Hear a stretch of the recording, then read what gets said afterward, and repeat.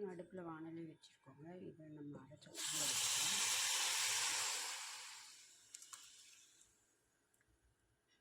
நீங்கள் மிக்சிலாம் கூட போட்டு அரைச்சிக்கலாங்க. நல்லா பழுத்த தக்காளியை எடுத்து அரைச்சிருக்கோம்.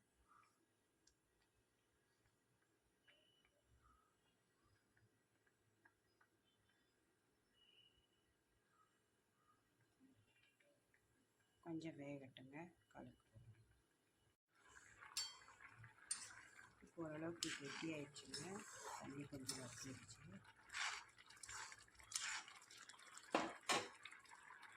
இப்போ இதில் வந்து பீட்ரூட் காய வச்சதை எடுத்து வச்சுருக்கோங்க. அதை போட்டுக்கோங்க.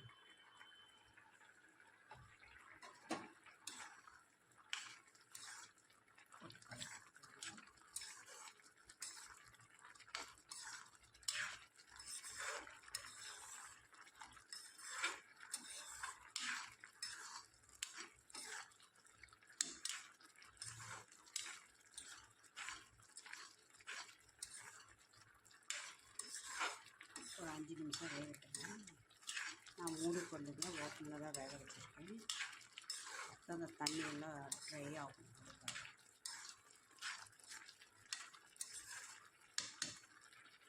இது வேகும்போது கொஞ்சம் ஒரு பிடிச்சி சால்ட் போட்டுக்கலாம்.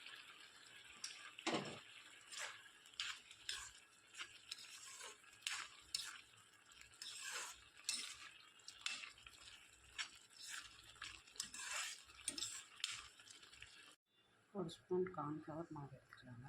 தண்ணியில் போட்டு காய்ச்சிக்கலாம்.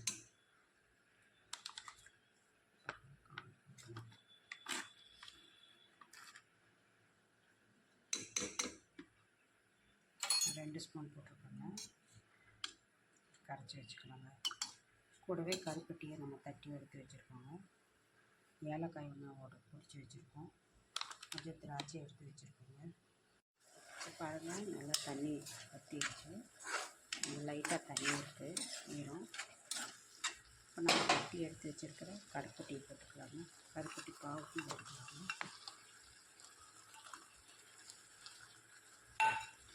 இந்த டேஸ்ட் போட்டுக்கோங்க.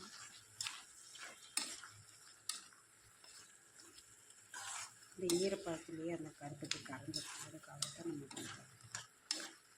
தண்ணி இருக்கும்போதே போட்டுக்கோம். சர்க்கரையெல்லாம் போடுற மாதிரி தான், கரும்பு சர்க்கரை போடுற மாதிரி இருந்தாங்க. சுத்தமாக தண்ணி வற்றினதுனால போடலாம். இது இப்போ கரைச்சிட்டு கரையணுன்றதுக்காக போட்டுருக்கேன்.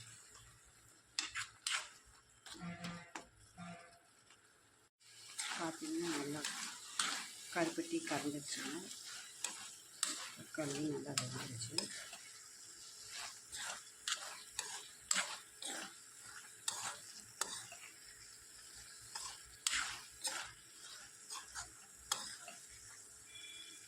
இதை இப்படியே எடுத்து வச்சு ஜாம் மாதிரி யூஸ் பண்ணுறாங்க.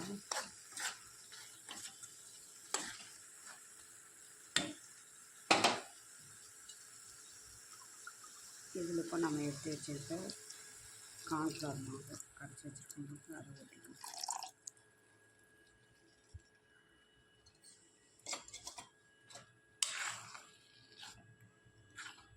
அடுப்பு சிம்மில் வச்சுருக்கோங்க.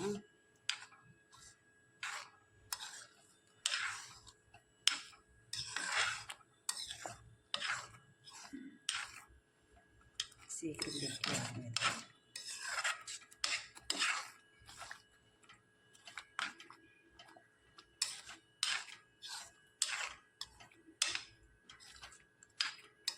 இதில் நம்ம இப்போ எந்த எண்ணெயும் சேர்த்துலைங்க, எந்த ஆர்டிஃபிஷியல் கலர்ஸும் போடல.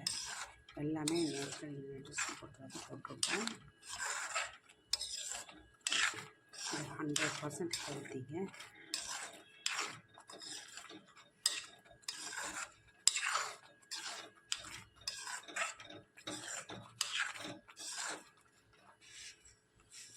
கொஞ்சம் பொறுக்கிட்டுங்க உங்களுக்கு காட்டுறேன்.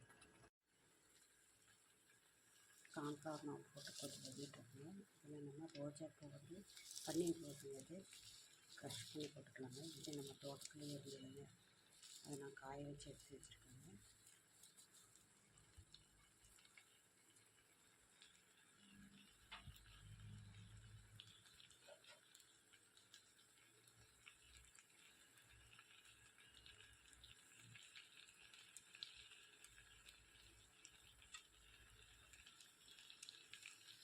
ரோஸ் வந்து ஹார்ட்டுக்கு நல்லதுங்க.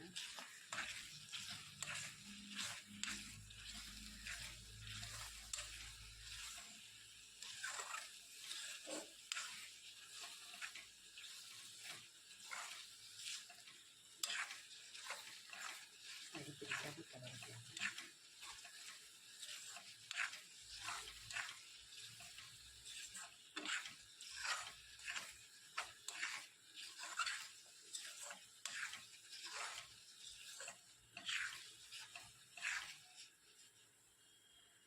ஓரளவுக்கு கெட்டிப்பட்டு வச்சுங்க.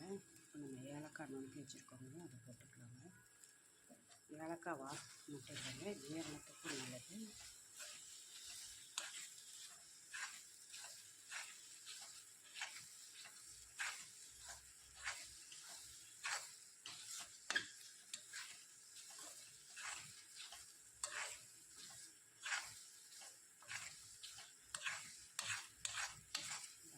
இன்னும் கொஞ்சம் கெட்டியாகட்டும். இறக்கி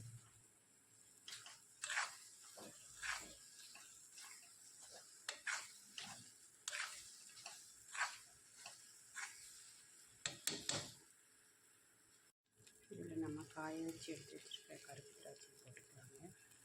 இது நம்மளே தயாரித்த திராட்சைங்க. சுத்தமாக கழுவிட்டு 7 முறை கழுவிட்டு காய வச்சு எடுத்து வச்சுருக்கோம்.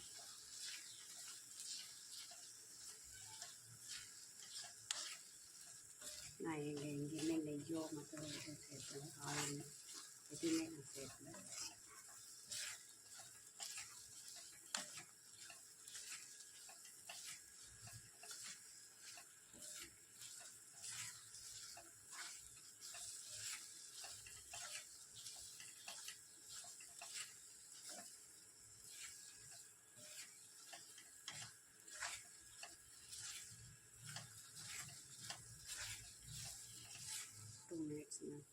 நான் காட்டுறேன்.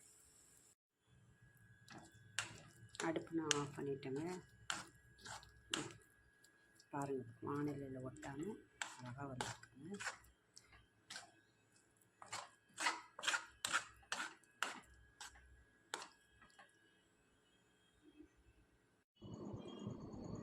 பாருங்கள், நம்ம தக்காளி அல்வா ரெடி ஆயிடுச்சு.